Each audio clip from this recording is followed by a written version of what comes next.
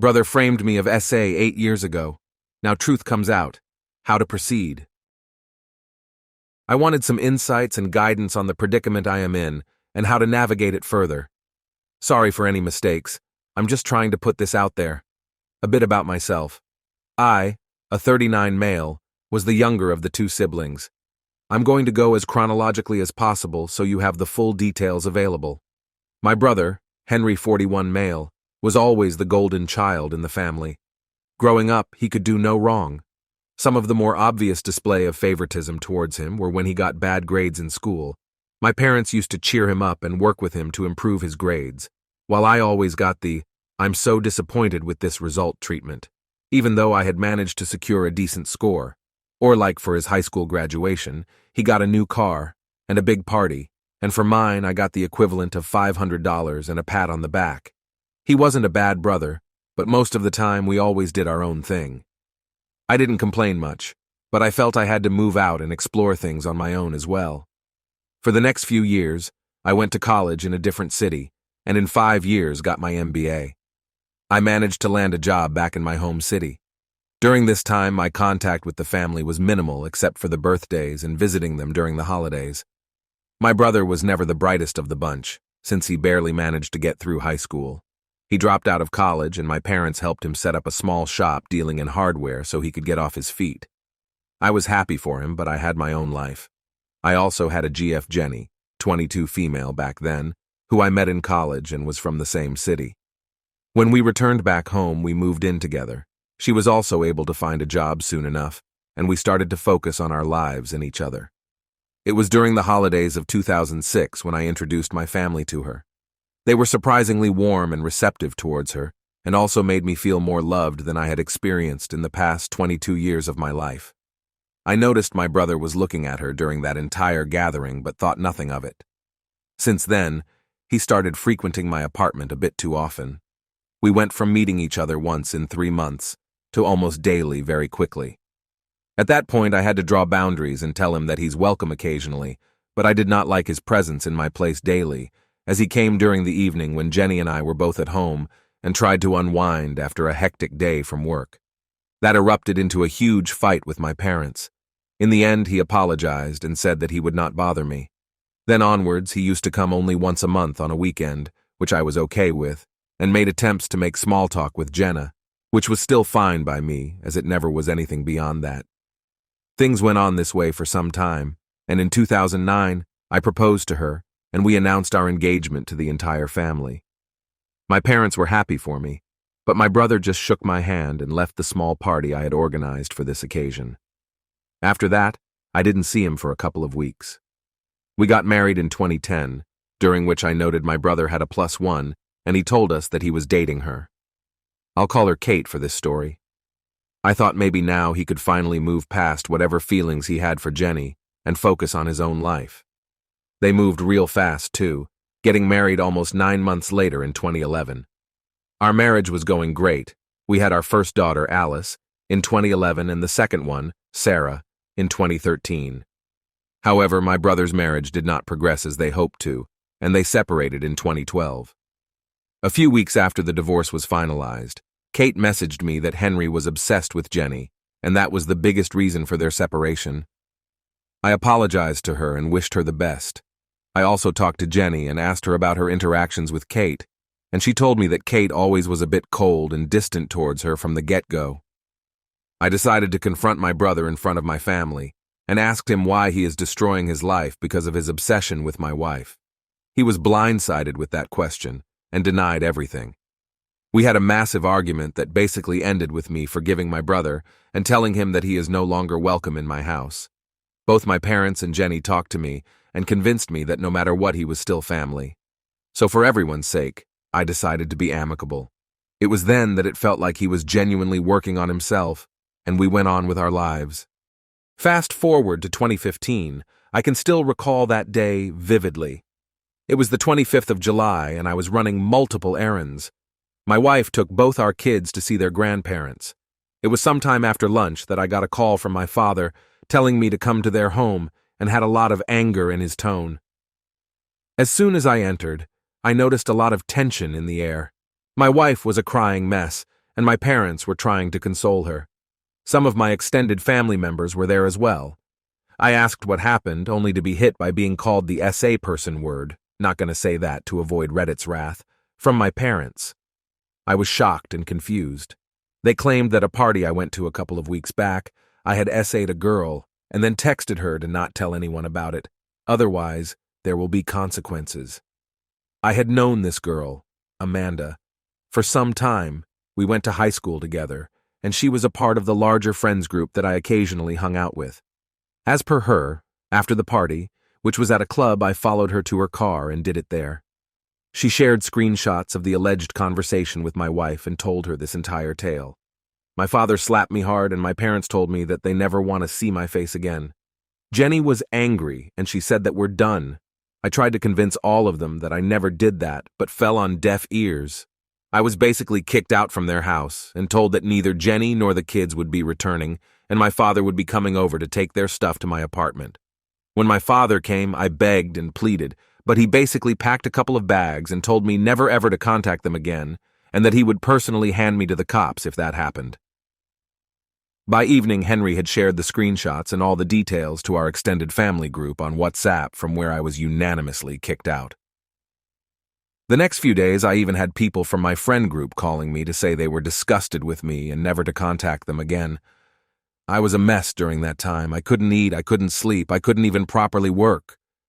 My boss also heard the rumors going around but couldn't do much until he saw some police action against me.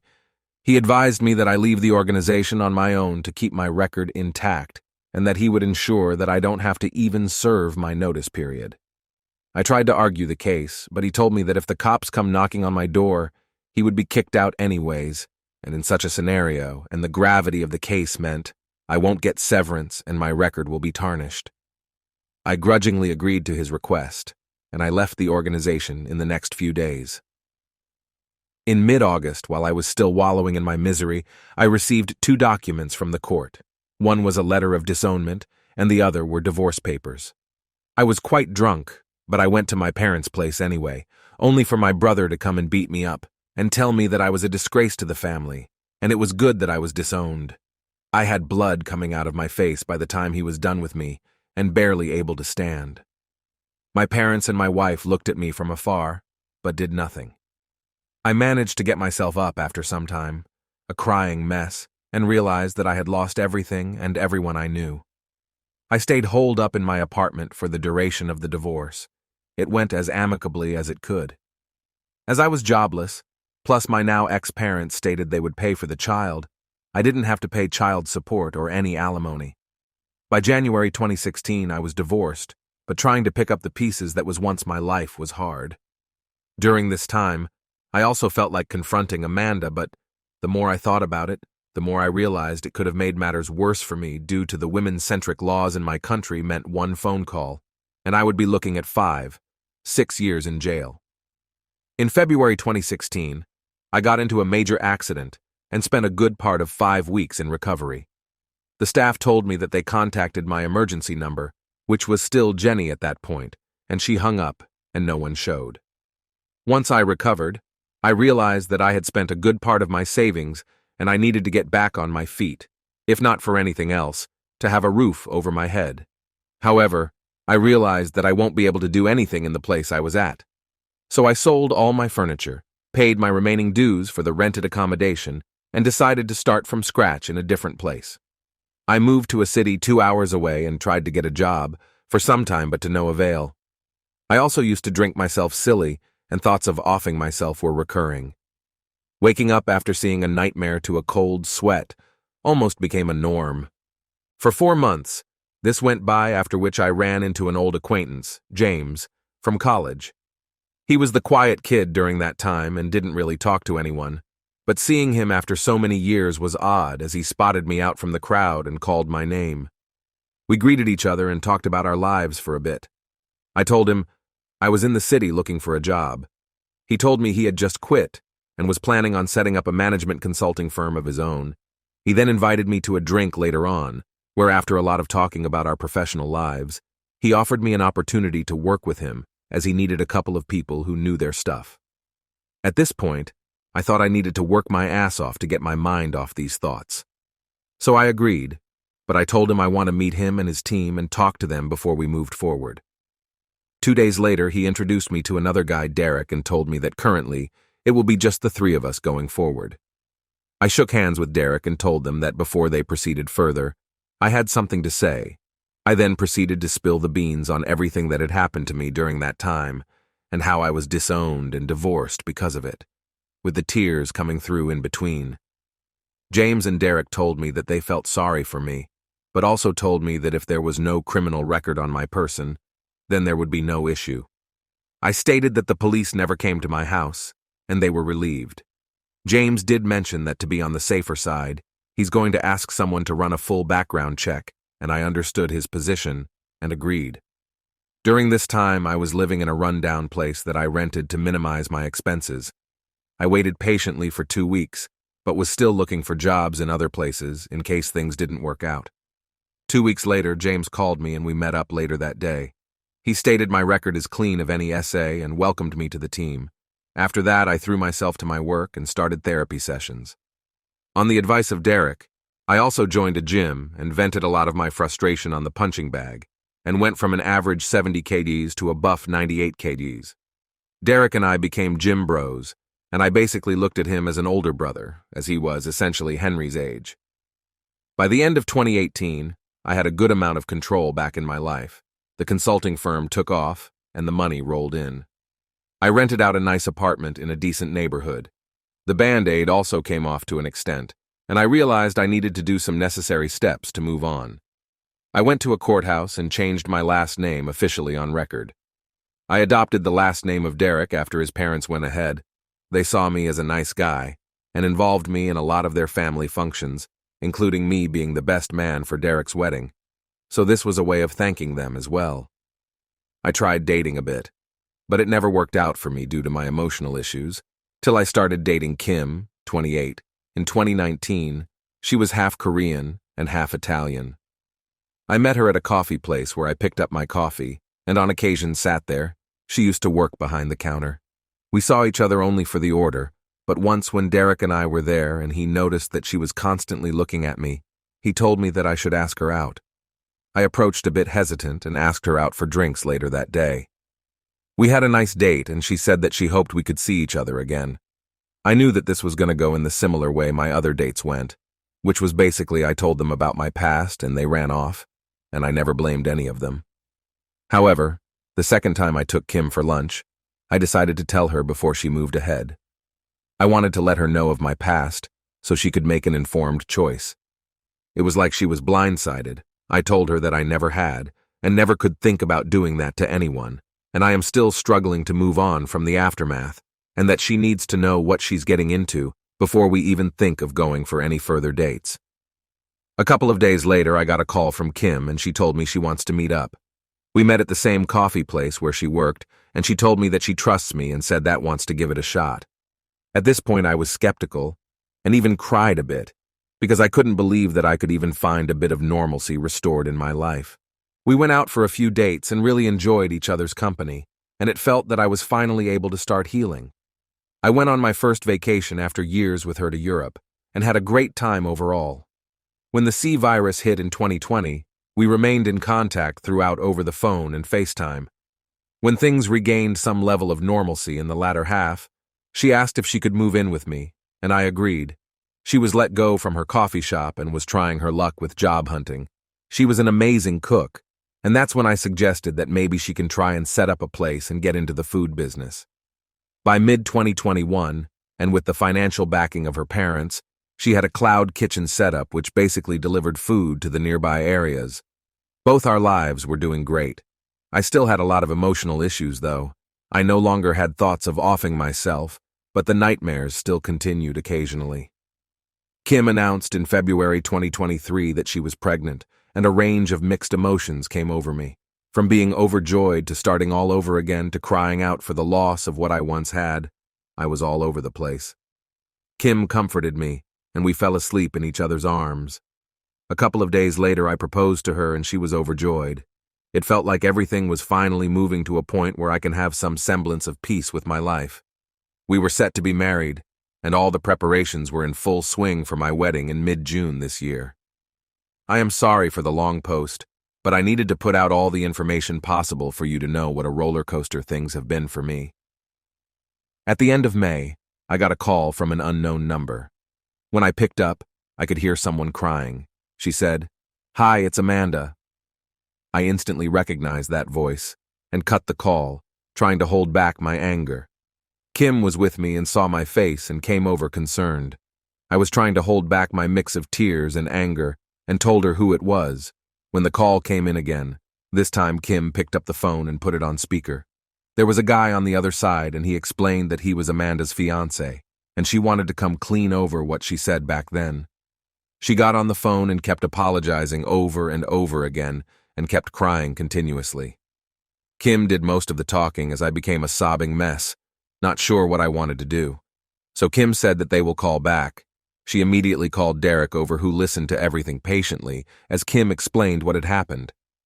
He gave me a hug and advised that we should set up a meeting at a lawyer's place with her confession so that it could help out in case of any future possible issues. I called up my lawyer and explained everything to him. He said he'll set up a meeting in his office and gave me a time and date. I called Amanda and told her that she needs to come over to my lawyer's office and we'll discuss it there. 3 days later, we met up at his office. Amanda looked half dead, with her expressions. Her fiancé was the only person who was with her. My lawyer set up the meeting with a camera to record the entire meeting. I asked him to mediate, and I asked Kim to come with me. We sat across the room and she started to explain in detail what had happened back then. A lot of things were said and discussed, but here's the crux of it. She and my brother were dating back in 2015, but no one knew. He was the person behind the entire SA plan. She went along because she really loved him and would do anything for him.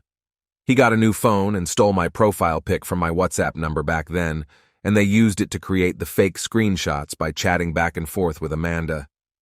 I went from crying to filled with rage. I can honestly say that if it wasn't for Kim, I might have been charged with assault. Kim was pretty furious and worked up as well, partially due to the pregnancy, and she tore Amanda a new one with her verbal lashes. Though my lawyer tried to maintain things civilly, it was clear that Kim was pretty pissed off. She wants to tell her fiancé, if he still married this human garbage, then he deserves what's coming to him. Fighting back anger and tears, I asked them, why are they coming out and telling it to me now? Her fiancé, Mark, came forward and explained. He said that they were pretty drunk a couple of weeks back, and she blurted out how she helped an ex destroy a marriage. That stuck with him, and after asking non-stop and pushing her, she finally came clean to him. It was then that he pushed her to own up to her mistakes if she wants peace in her life.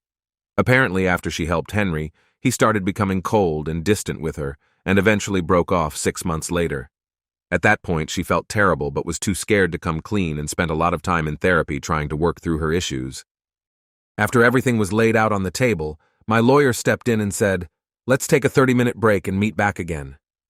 Amanda and Mark stepped out, and our lawyer discussed that if I want, he can go after her and my brother for defamation. The evidence available is more than enough for me to do what I want. I was feeling a lot of rage, but I decided I didn't want this to spoil the wedding, and whatever I wanted to do would have to wait till after everything was done. I told Amanda that I will be in contact with her, but for now I don't want her telling anyone else. I didn't want any drama from my ex-family to impact my wedding. After that meeting, Kim hugged me and told me that she was right in trusting her guts, and now she feels like a weight has been lifted off her shoulders. I shared her sentiment. We had a small wedding with both James and Derek being the best man and a 3-week-long honeymoon covering Europe. It was an amazing time for both of us. Thankfully, I was able to work through what I had heard, and Derek too suggested that I should put this on the back of my mind. It didn't spoil the honeymoon too much, though the nightmares were coming in more frequently than before during that time, and Kim was always there to support me. I also had a discussion with my therapist, who told me that I will need to confront my ex-family sooner or later, if not for anything else, then for closure. After thinking a lot about all that had happened, I decided to reach out to Amanda in July and told her what she needed to do. I told her that I will be taking legal action based on her statement, but if she wants to not be screwed financially, she needs to follow what I told her next. She needed to talk to Jenny alone and explained to her everything she told us back in the lawyer's office. She was crying while listening to me and told me that Mark left her. I told her that I wish I could feel sorry for her, but I don't, then stated that karma hits everyone hard. It hits her, and now it's coming for my brother. A couple of days later, I received a text. It was from Jenny. In spite of being blocked, I had been sending her birthday wishes and wishes on both our daughter's birthday as well as holiday greetings over text. This was the first message I received in 8 years. She basically asked if we could talk. I didn't want to be alone when I was having this conversation, so I told her I will call her in a few hours. I reached home and was with Kim when the call took place. I could immediately hear Jenny sobbing uncontrollably for a while before she told me how sorry she was and how terrible she is feeling currently. I was somehow able to maintain my composure all this time. I told her that it hurt terribly knowing that she thought so little of me, that she so easily fell into Henry's trap. I asked her about my girls. They said they are doing well, and then asked when did she meet Amanda. She said she met her 2 days ago. It took a lot of time to process how wrong she was, and quickly she moved away from me. She immediately brought it to the attention of my ex-parents, and they were just as stunned. They all wanted to contact me, but she said she wants to connect first and apologize. I told her what she had done was beyond hurtful. I asked what had happened to the golden child. She stated that he's been kicked out of the house. I chuckled a bit. She told me she had married Henry a year after the divorce was finalized, as he was the one who supported her through this. And suddenly it all made sense. Looks like he never got over her. She told me that she has a daughter with him too. After the discussions, I basically told her what was going to happen, and a detail of what I wanted. I want her to reach out to all my former extended family so that they are aware what a POS he is. Secondly, I am only looking to co-parent only my 2 girls, and that I do not have any intention to reconcile with her beyond what it takes to me having a relationship with my daughters. And third, I will text her the date and time when I want to meet my ex-parents, and I want to meet them in person. After that, I just hugged Kim, knowing she was pregnant, and her mood would have been all over the place. I kept my emotions in check, but I guess she was crying for the both of us, and we fell asleep on the bed. When I woke up next morning, my phone was shut off, and when I put it on charge, I noticed the barrage of messages that were coming through. I had over 50 missed calls and hundreds of messages. I was also added to the family group message where every single one of them were apologizing. Over the next few days, I started getting messages from some of the friends who were apologizing for what had happened and how they jumped the gun on everything. The only reply I gave was to the family group that since I was disowned almost 8 years back, I was an outsider in this group and wished to remain so. Whether I forgive them or not would happen on my terms and my timeline and not theirs. I further told them not to add me back here and left the group. Some of the family members tried to call me out by messaging me that they were disappointed in my reaction, and I shut them down saying they were not in a position to judge me after being so quick to assume what I did and to not contact me again unless I contact them first. A couple of weeks later, I called up Jenny and told her I want her to bring my girls over the weekend so I could meet them properly. Kim, being as adamant and feisty as she is, said she wants to meet her stepdaughters as well. We argued a lot. It was mostly me telling her that since she was pregnant, she needed to take care of herself. But the Asian in her was pretty adamant, so I gave in. We met at a public park. Jenny looked a bit disheveled, but looked like she put an effort to look as good as possible in this meeting. There I saw Alice and Sarah for the first time in 8 years. They had grown so much. The only memories I had of them were in my phone, as I was pretty blocked from all the socials and everywhere else. Jenny came crying, trying to hug me, and I put both my hands up front to decline. I then introduced her to Kim as my wife, and she broke down a sobbing mess in the park. Kim came forward to comfort her, and we sat down in a place close by. I grabbed both my girls and cried out. My girls were never told about me until recently, and they were pretty conflicted as they only knew Henry as their father. But seeing me suddenly brought out some emotions. There was a lot of crying and talking. By the evening, we exchanged what had happened in our lives. She told me that she got married to Henry a year after that. He took care of her for the first few years. After that, things settled down. He still couldn't grow his landscaping business to a point where it's profitable, and then COVID basically forced him to shut shop. His parents were now dipping into their savings in an attempt to make ends meet, and he never bothered to start something again, despite his parents telling him to.